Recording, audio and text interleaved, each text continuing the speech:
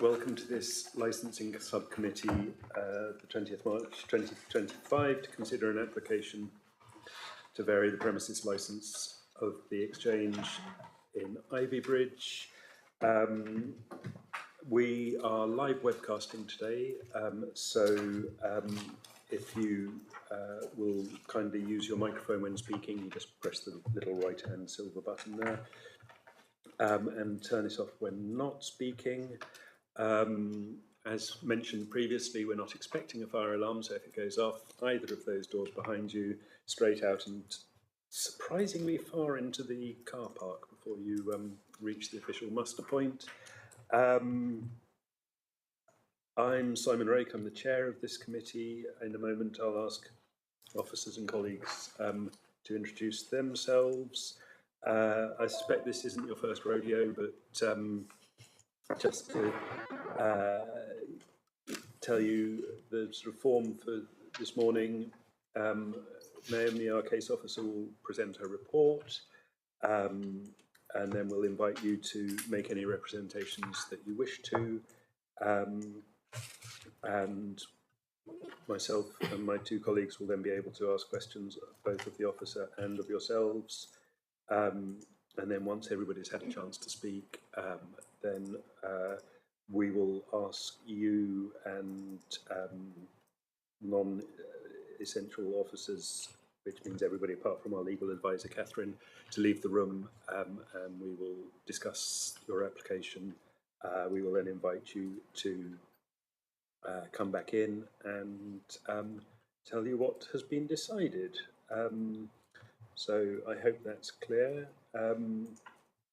I'd now like to ask officers up here to introduce themselves, and others, and my fellow councillors might as well do the same. Good morning, my name is Catherine Bowen and I'm the legal advisor to the committee. Hello, my name is Amelia Bolter. I'm Senior Democratic Services Officer and Clerk to this committee. Good morning, I'm Sam Penfold, Councillor Sam Penfold, and I'm Deputy or Vice? I'm going to remember. Vice. I'm Vice Chair. Vice. Thank you. Morning, Julie Carson, member of this committee. Hello, I'm Naomi Stacey and I'm the Senior Licensing Officer. Hello, good morning. My name is Harry Jonas and I'm the Licensing Officer. Thank you. We also have Lindsay at the end there, who's running our tech for us. Morning. Perhaps to start, perhaps if you could introduce yourselves as well, that would be great. Morning, my name's Guy Chipchase. I'm the Licensing Manager for Craft Union Stonegate Group. Good morning, my name's Emma Walker and I'm the Regional Manager for Craft Union in the South West. Okay, in which case, Naomi, perhaps you'd care to present your report. Thank you, Chair. So we're here today to consider the application to vary the premises licence of the Exchange, 1 4 Street in Ivy Bridge. Before I go any further, I just want to explain an error that we have come across in the committee papers. The version of the premises licence, which you will find at Appendix B of your papers, is not the most correct up-to-date version that we should be working with. As you know, we have explained this prior to the meeting, both with the applicant and yourselves, and we have decided that as there is no prejudice to either the objectors or the applicant, we are happy to go ahead with the meeting today. In summary, the version of the licence that is in the committee papers has conditions from the licence from pre-December 2023, when a minor variation application was submitted in conjunction with the police to add conditions relating to CCTV and door supervisors and other things, and to remove some out-of-date, unenforceable conditions from the licence. Unfortunately, when the licence was reissued most recently in August last year, conditions from before that time came through, and that's caused the error, and apologies for any confusion that may have caused. We have now created and given out to all parties the correct version, which has the conditions that were put on the licence in December 2023 and the 4 additional conditions which were agreed with Environmental Health in August last year and were also added through a minor variation application. So hopefully everybody is happy with the correct version and knows what we're working with. The hours are still the same as what was on the version on our committee papers, so the hours that they're applying for are still relevant. The only condition which is affected is the request that we are looking at to remove the last entry time. This was already removed from the licence in December 2023, so will not actually need to be considered today. Hopefully that is clear, but I'm happy to answer any questions that this may throw up or any clarification either now or during the course of the meeting. So, in summary, they have applied to extend the hours for licensable activities and for opening. I will just go through these with you and compare them to the existing times. So they wish to extend the times for indoor sporting events to Sunday to Thursday 8 AM till midnight, which is currently 7 PM till midnight, and Friday and Saturday 8 AM till 1 AM, and it's currently 7 PM till midnight. They also wish to extend the timings for live music, recorded music, and the performance of dance on a Friday and Saturday night to 10 AM until 1 AM, and it's currently 10 AM till midnight, so that's an additional hour. They want to include the activity of late night refreshment, so this isn't currently on their licence. They would like to have Sunday to Thursday 11 PM till midnight and Friday and Saturday 11 PM till 1 AM.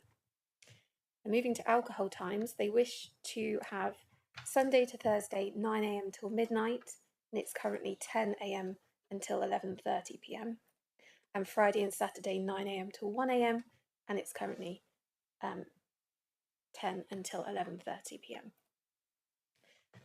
Finally, they wish to extend their opening hours Sunday to Thursday 8 AM until 12:30, and it's currently 10 till midnight. And on a Friday and Saturday, they wish to open from 8 AM until 1:30 AM, and it's currently 10 AM until midnight. Hopefully that's fairly clear. They also wish to add some non-standard timings and extend their licensable activities and opening hours by 1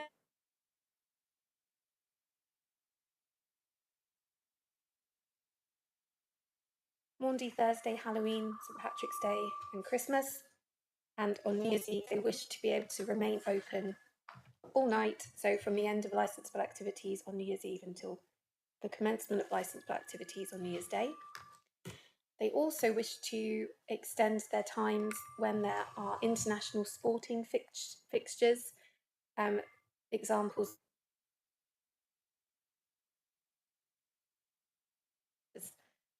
such as the rugby, football, cricket World Cups and Euros, etc. So a copy of the application is at Appendix A.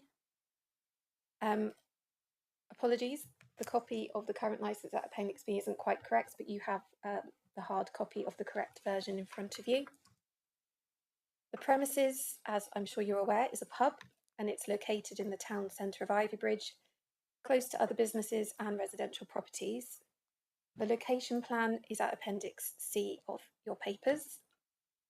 In the report, I have detailed the recent history of the premises and the previous applications that we have received to amend hours and to add conditions.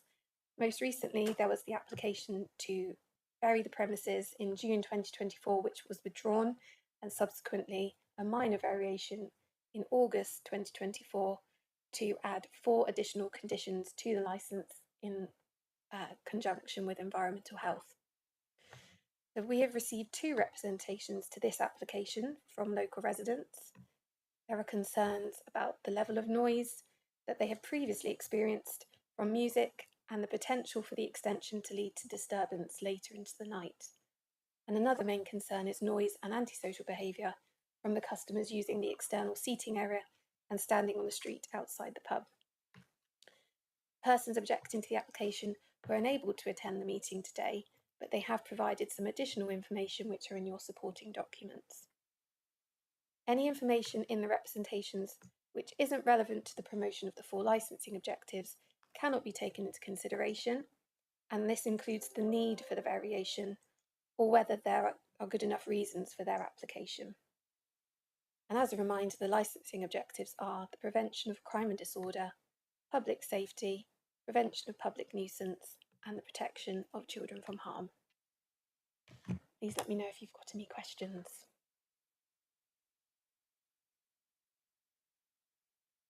Thank you, Naomi. Members, in my introduction, I said that we'd do questions after we'd heard both the officer and the applicant, but maybe that I said that a bit wrong. So, do you have any questions of Naomi? Not at the moment. Not at the moment. Okay, thank you. Well, she will be on hand should you have any questions later on. So, over to you. Thank you, Chair. I'd like to give our submissions in 3 parts, if that's okay. Firstly, to provide a bit of background to Craft Union Stonegate Group. Secondly, to provide some context to the application, although admittedly, just hearing from Naomi now, she has actually given quite a good contextual background to where we are to date. And lastly, to address the concerns that have been raised by the representations. So just as a bit of background to Craft Union Pub Company. So Stonegate Pub Company, who are the holding company for craft, are the largest pub co in the country. We have approximately 4,500 premises up and down the country, and Craft Union has around 650 of those. Craft Union, they operate their sites via a management services agreement with the operator running the premises and Craft Union Pub Company holding the premises license. So for ease, it's a bit more akin to a leased and tenanted model, but it's not under a full tenancy, so we have a significant amount of control over the site. The management services agreement is also unequivocal as well, so if things aren't being done in terms of adherence to licence conditions or upholding licensing objectives, then there are clauses within that, which means that Craft Union Pub Company can remove the DPS without any sort of issue or anything along those lines to make sure that things are done properly. We, as Craft, we pride ourselves on the fact that our sites are all very much social hubs, community-based and very community-focused. There's a significant amount of charity work, having just passed the £1 million mark for charity fundraising across our estate. We've also won Community Pub Operator of the Year several years running in the run up to 2025.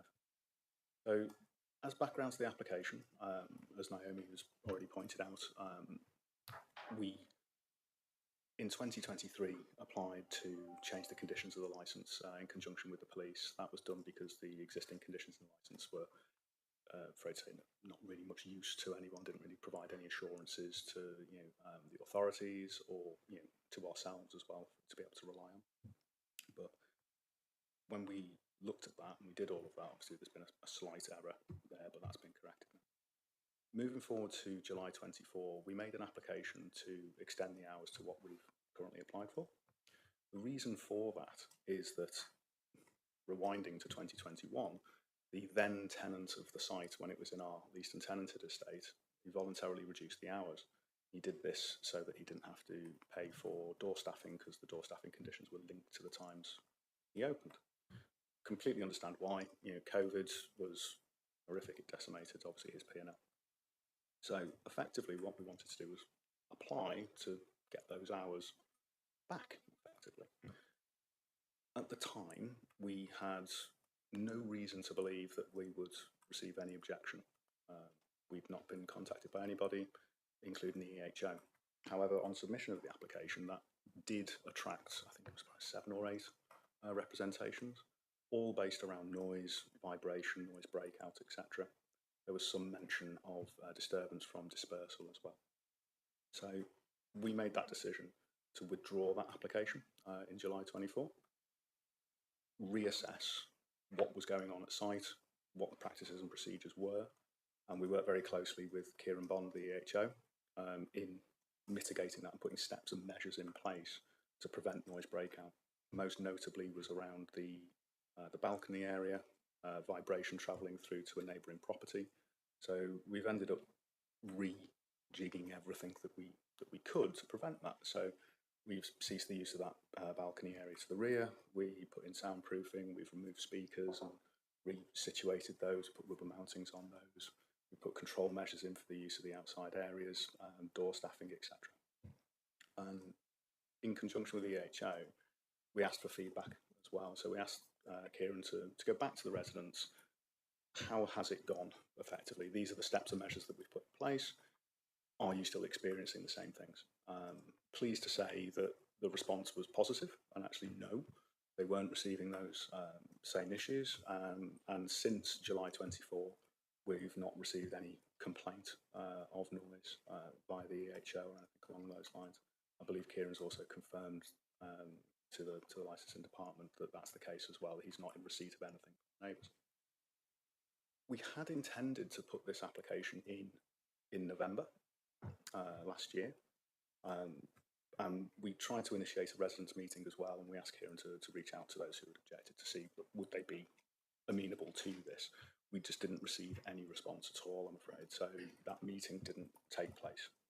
So our thought process was, well, we could apply, but we are going into Christmas.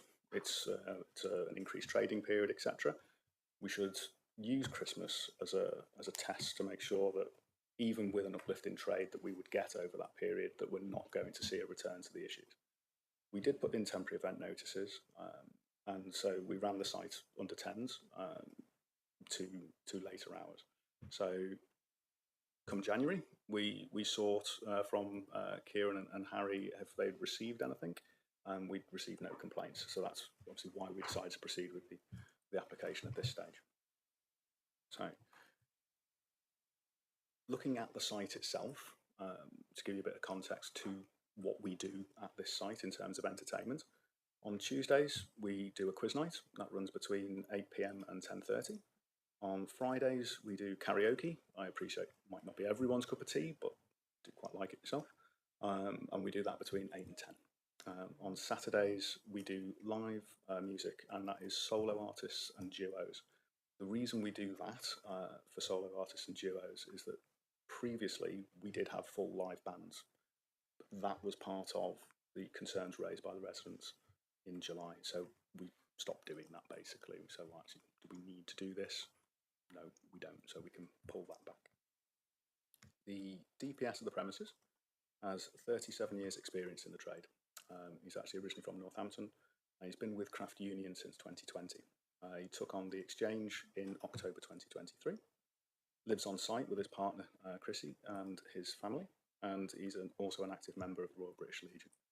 He does extensive charity work as part of the charity focus that Craft Union does. Quite unbelievably, he's doing a 350-mile sponsored walk in May for that. So I wish him all the best, but that's been very well supported by his regular customers as well. So moving on to part number 3, the representations.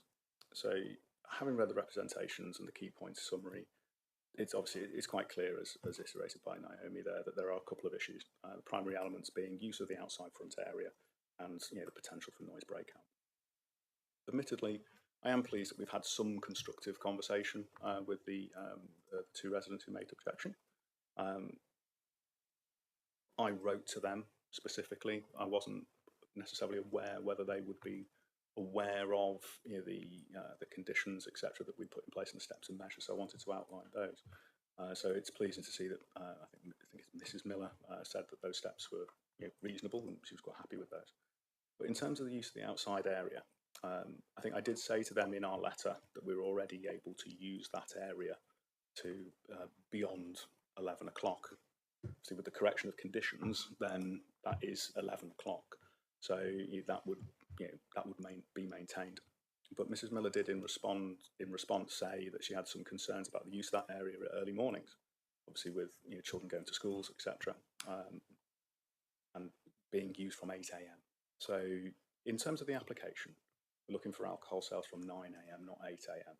However, that said, as we are already conditioned to cease the use of that area at a later time, I have no concern in conditioning that area to start from a certain time as well. So I am quite happy to say that we would restrict the use of that area to be from 9 AM onwards up to the 2300 hours, save for persons temporarily permitted to smoke. Obviously, people do need to adhere to the laws and be away from and outside of premises for that. So if we have a space where we can contain them, beyond 11:30, then I would seek to just alter that condition to save persons to smoke. In terms of noise, Mrs. Mill does raise a valid point in her response to my letter, insofar as who may she contact if she has a problem at the time. And I completely appreciate that. It's always better, in my view, that if you have an issue, you would go or seek to address that with the premises at the time and take some sort of direct action, give them the opportunity to do that. So we would also be happy to have a condition to state that residents will have a phone number for the site, for the DPS directly, that they can use, contact if they have an actual issue. That way the site is in knowledge that there might be an issue and they can take direct action at the time. So we'd be happy for that to happen as well. In terms of the representation view that there is, it's easier to control noise in the winter than it is in the summer. I can't necessarily take that same viewpoint. Having dealt with licensing and in particular noise issues over the past 15 years, noise breakout is noise breakout, irrespective of the weather. One thing you can say, though, that is in the winter, your ambient background noise is going to be less. There is just generally less people out and about in the winter time, later at night. So for me, the controlling of noise is still paramount, regardless of whether it's winter or summer. Bass, noise, vibration, that is going to travel regardless. It travel more in the winter, in my view, just as it is a lower ambient background noise. So one thing I can say, though, is the steps that we have put in place since the previous variation in conjunction with the EHO, to my mind, they're the right steps to have taken rather than just piecemeal steps. And for me, that's borne out in the lack of a complaint since we've put that in and the positive comments that the EHO received. So that is the end of my submissions. Thank you. Thank you very much. Questions? Oh, and Councillor Penfold's straining at the leash. Okay. At the moment, how do you liaise with your residents? I know that you might want to put something in place in the future, but how have residents been able to complain to the premises or the organisation at the moment? So currently, if they would like to come to speak to the operator or the DPS or any member of staff, they are more than capable of doing that. We are very much an open shop. We don't prevent people from doing that in any way. Equally, as a site, any activities that we do, obviously we advertise those, obviously by way of posters on the site, but also via social media as well. So if there is a concern, if we're going to do an event of some description or we're having a particular band or anything along those lines, then if residents able to see that, they can always come straight to us. Equally, Craft Union as a whole, obviously we have our own complaints channels, etc., via head office. So if you go onto the Craft Union website or even the Stonegate website, then there is that inquiries line there that can then be picked up, and whereby it's to do with any particular issue or enforcement, even if that's a complaint after the event, then that will actually come through to me to deal with. So I deal with Craft for the whole country. So yeah. Yes, of course. So at the moment, what they have to do is rock up at the premises and then talk to whoever's there. Yeah, that's what they do. Yeah. Yeah, that would be correct. Yeah. Okay. I've always thought that is, in the initial instances, the best way to address anything with Okay. something you're aggrieved by, whether that's a local neighbour or whether it's a business. Okay. There's nothing preventing a local resident coming to the council, the EHO, for example, say if they are aggrieved by something like that. The EHOs have a duty to investigate, and they would contact the head office and the licence holder directly. Okay. So what? Can I just quickly, sorry, Go on, with your forbearance, just on that point, is there an automatic? Do you have processes in place whereby any such contact is fed back to yourself as the sort of, or the levels upwards of management? Yes, there is. So if someone's to come in and make a complaint to a premises, then all of our GMs in our managed sites, all of our operators in the Craft Union estate, they all have an online system for recording this. It's called Trail. It's used for a multitude of things, including complaints, also authority visits, any incidents. And those, when they hit submit on that online form, that goes to their regional manager. It also, dependent on the nature of it, will also go to myself. It also goes into our licensing department inbox, and it also goes into customer feedback as well, dependent obviously the nature of it. So, for example, if I had a premises and you had a complaint, you raised that to me, then I will have to fill that out and get that sorted. So could be viewed a bit as an electronic incident log, for want of better words. But yeah, that then fires through to head office, and that is picked up. Those inboxes are monitored 7 days a week. So earlier you said you're proposing to do it slightly differently. What are you proposing to do? So there would be no difference. It would be an additional step. So obviously all of the things that I've outlined will still continue, but we will provide a direct contact number so that a resident wouldn't need to come to the site to actually speak to somebody. They could pick up the phone and do it that way. And we're also happy to provide a site-specific email address for them, so they could do that that way as well. And those things are monitored. So just add an additional layer in for any local residents who wish to make any complaint to the site directly. So how will you get that information to your residents or to the residents around you? We will make that available via the licensing authority for those that we know who have made complaint previously. We will put it on our social media so that any customer out there can see that. Equally, I would be happy to have that listed at the site as well. So someone, if they wanted to, they could see that, make a note of that, and do it.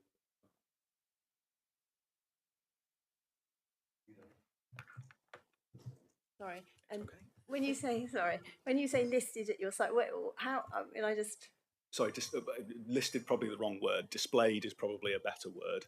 So I would quite happily have that on a poster behind the bar or at the front of the premises in the window. So a nice poster. So should you wish to contact us or have any complaint, then please contact us on said number, said email address.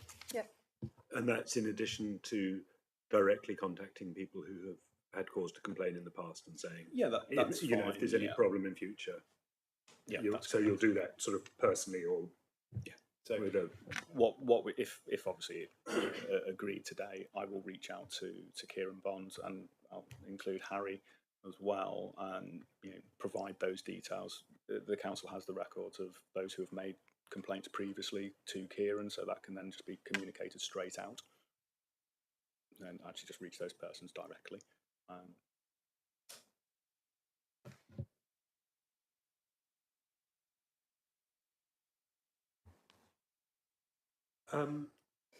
So there's a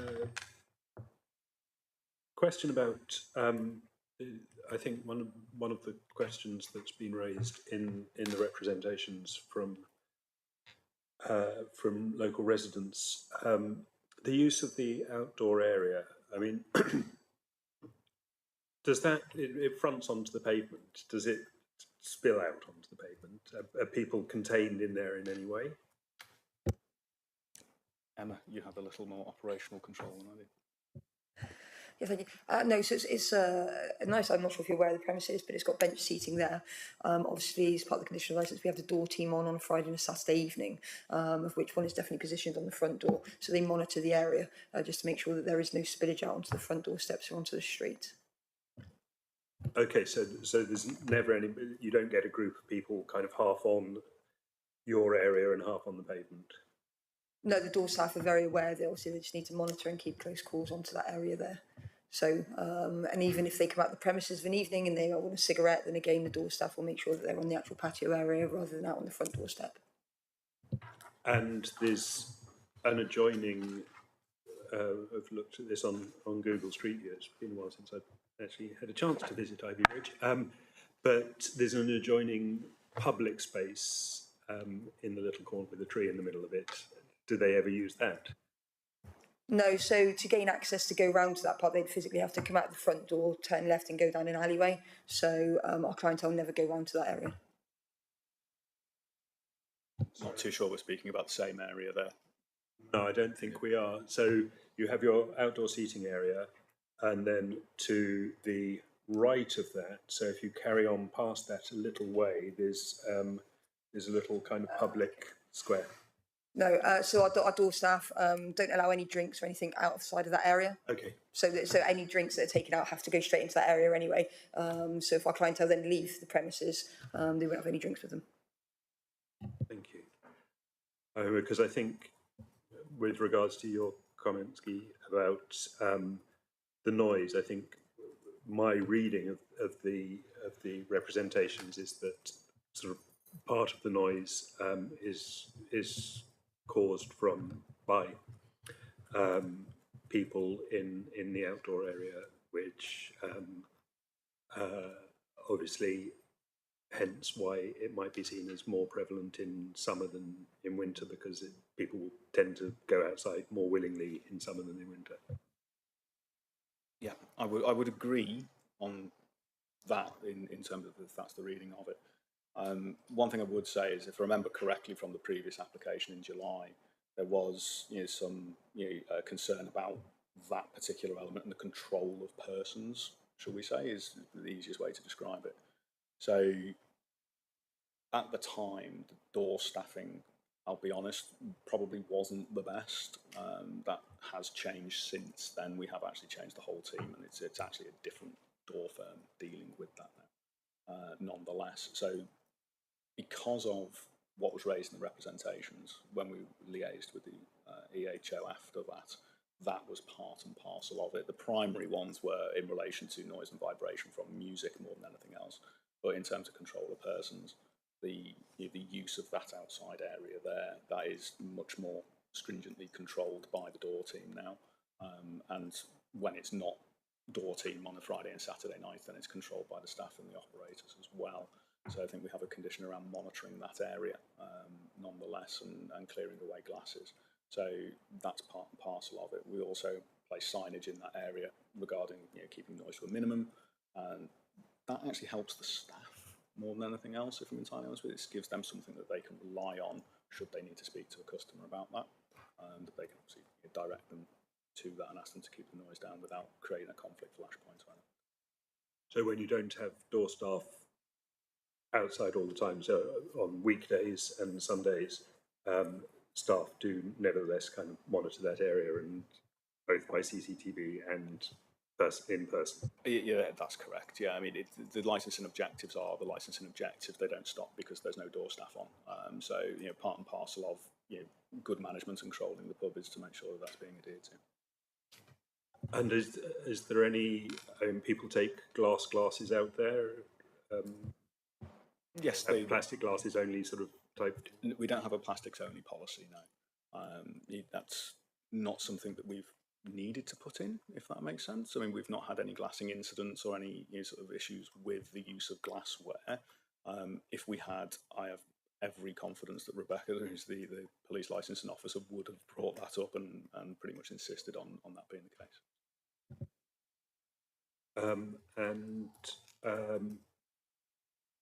In terms of the shift in your opening hours to 8 in the morning, is this a sort of change in your business model, or are you just finding people knocking at your doors at 8 in the morning saying, "Can I come in"? It's what we're trying to do with this is actually position the site for as much success as we can. The alcohol hours be from 9 o'clock, so we're not proposing to sell alcohol that early, but we do get requests for use of the premises for just completely non-licensing things. There are various groups that like to meet, and it's a general community space. It's a pub, yes, but there is a lack of community space, and that's one of the things that we wish to be able to create. Equally, I'm aware the operator deals quite a lot with darts teams and pools teams, and he wants to create that ability for them to have their matches, their tournaments, without it being super late at night or impacting on sort of local business, etc. So that's one of the reasons for it. So obviously the indoor sporting events and things like that, that's what we're hoping to achieve, really.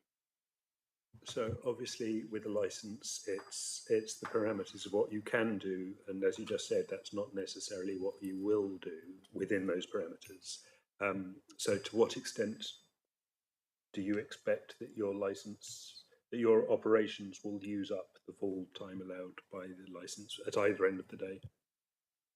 So in terms of the end of the day, yes, I would expect that they will use that until 1 p.m. 1 a.m. Sorry, on the basis that that is by and large what our customers are telling us they want to be able to do. They don't want to necessarily leave where they are now, head somewhere else for a final drink. They want to stay with us, and then that's pretty much the end of their night. So in terms of the end of the day, yes, I should imagine that will get used. In terms of the start of the day, for me, that's kind of yet to be seen. I think that very much depends on the operator itself and more of a demand, shall we say, from various groups. It's indicated that yes, that is the case. They probably will use that, but to the extent of it, at this stage, I would probably say it's more likely to be around 50-50 as to whether they need to use that. But as we know, premises licenses are permissive licenses. They don't require us to be open at those times. Dependent, we can flex that up and flex that down. You've helpfully sort of touched on my next question, but the other way around. Do you, I mean, in terms of the licensing objective of public order, if you're in a pub having a drink and you're staying there, so you get groups of people, but over the course of an evening they will sort of find their equilibrium. I think that, in my experience, can change if you become the pub that people go on to for the last drink, because you've got new groups of people coming up having already taken drink and coming in sort of who haven't been part of the vibe of that evening in that particular pub. Have you looked at how likely that is, the opening hours of your competitors, if that's the right word, your colleagues, the rest of the licensed trade in Ivybridge? Are you likely to become the sort of the pub of last resort for that final drink? I don't know about the pub of last resort, but I do like that phrase, to be honest with you. There are other premises in the locality that operate till 1 o'clock, or rather have licenses till 1 o'clock. So I think from a regulars perspective, I don't necessarily think that we will see a massive uptick there. I think people have their pubs that they go to and that they will stay there. In terms of transient groups, potentially yes, but effectively the rules are the rules still. If you're in our site, there is there's a certain level of expectation that we have, and we have our DPS address and make sure that people are acting, behaving in the right way. I think in particular with Friday and Saturday nights, having the door staff there to control that as well in terms of entry to the premises.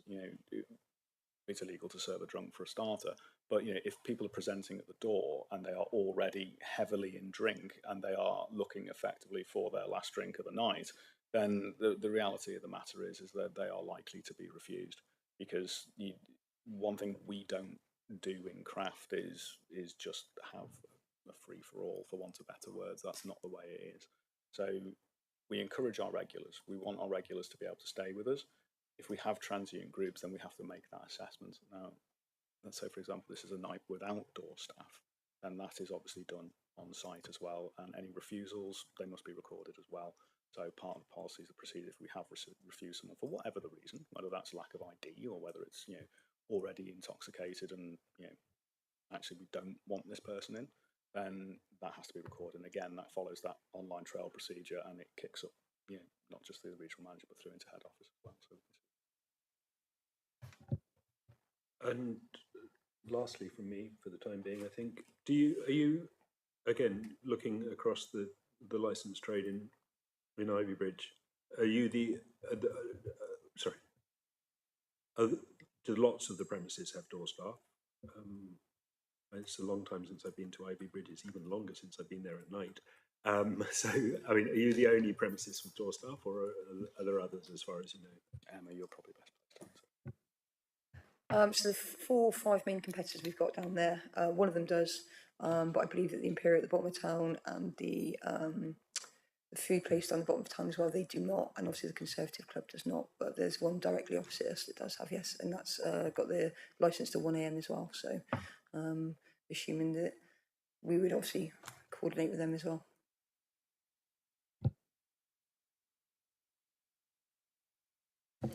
Using your logic about you really mainly serve regular customers, would there be an issue then having a condition on refusing customers after a certain time, because you're saying you're not wanting to attract and everybody stays at their own same pubs anyway? So what would be, if they stay at their own pubs, they're not going to be coming to you later on, so it doesn't matter if you have a condition on the door saying that you can't accept new customers after a certain time in the evening, is that? I think we previously had such a condition. We actually ended up having that removed. I think that there's a couple of complications with last entry conditions. One, ensuring that they are enforced, and so any licence holders not in breach of that. But secondly, the potential for conflict flashpoint as well.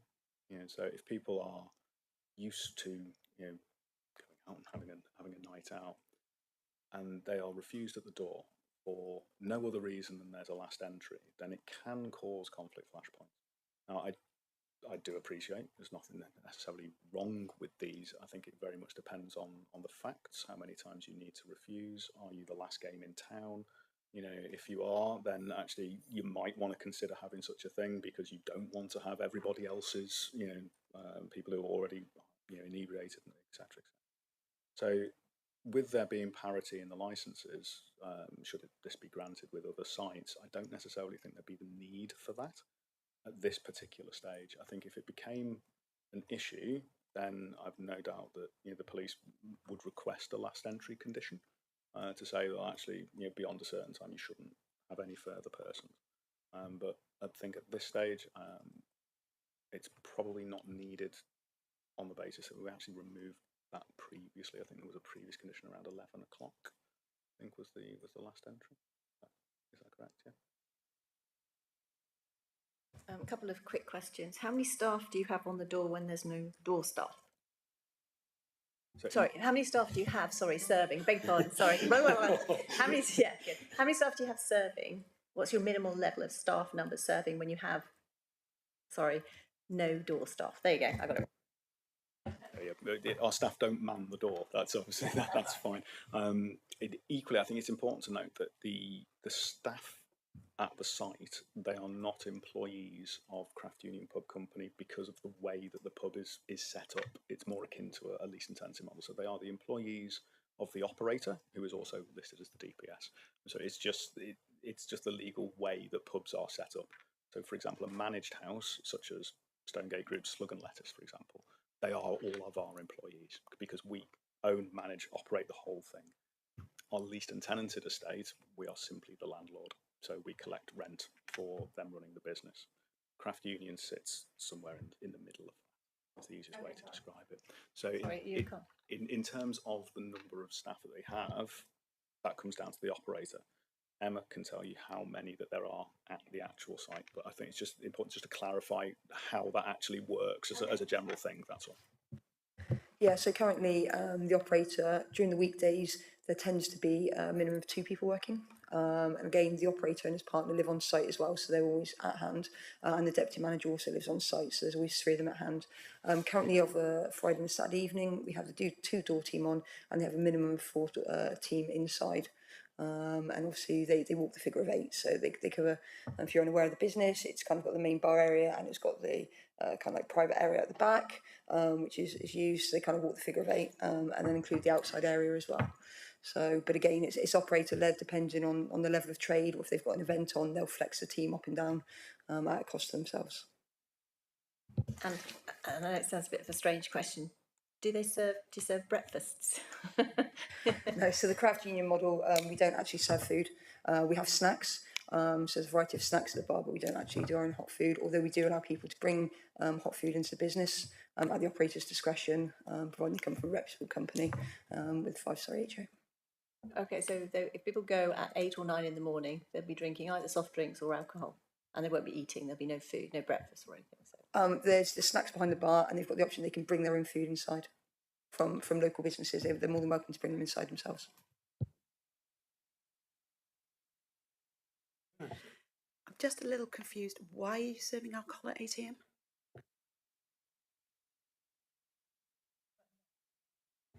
No idea. But that's the question. Are you serving alcohol at 9 a.m? It's a bit more of a supply and demand sort of issue. I mean, at 9 a.m. I hate to say, I mean, I'm only 43, so personally, I'm not a 9 a.m. drinker, shall we say? But we do in the daytime, in particular, sort of earlier doors, we do tend to get our older customers are in. The old boys, as they're kind of affectionately known throughout the craft estate. It's not that uncommon nowadays. For me, I've always thought, well, that might sound quite early. I think, still people are quite used to 11 a.m. being like the sort of starting time, in particular under the old 64 Act. But it is what it is. I mean, I hate to say it. It doesn't sound like much of an answer, I'm aware, but we do get customers at 9 a.m. and we're not talking about street drinkers or people who might be alcohol dependent. That's their daily routine. They go out in the morning, they read their paper, they have their pint. They're normally gone by sort of 11 o'clock, midday. They go and do whatever it is that they need to do, but that's part of their daily routine. They do meet up and they have their little social groups, and that's how it is. So we want to provide them the opportunity to do that. Hence the application.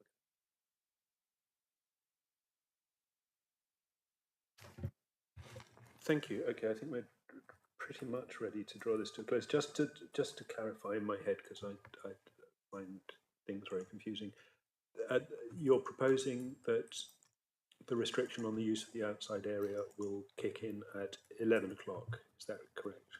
But with the people can go and have a fag there until 11:30. Did I understand that right? Or I think the use of the outside area in terms of its start time, we would have that in line with 9 o'clock, where we start serving alcohol, and we would curtail that under the current condition at 11 o'clock, save for persons who want to go out to smoke.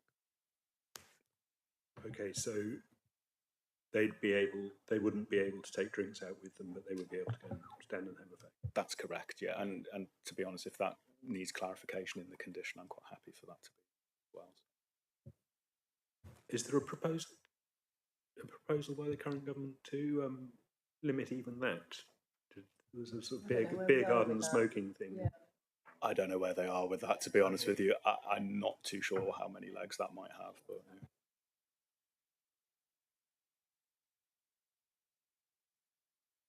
Okay, thank you very much. I think so now, as I say, everybody bar Catherine and the three of us leaves us to consider our view.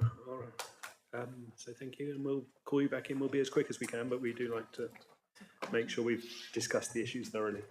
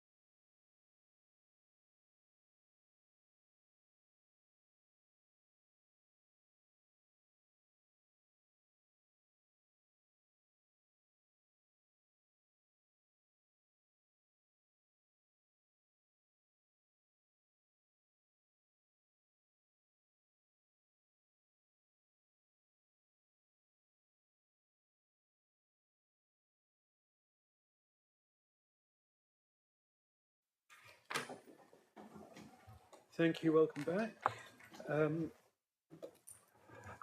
So, reading from a script, which I don't like, but we have considered the application for the variation to, your application for the variation to the premises licence.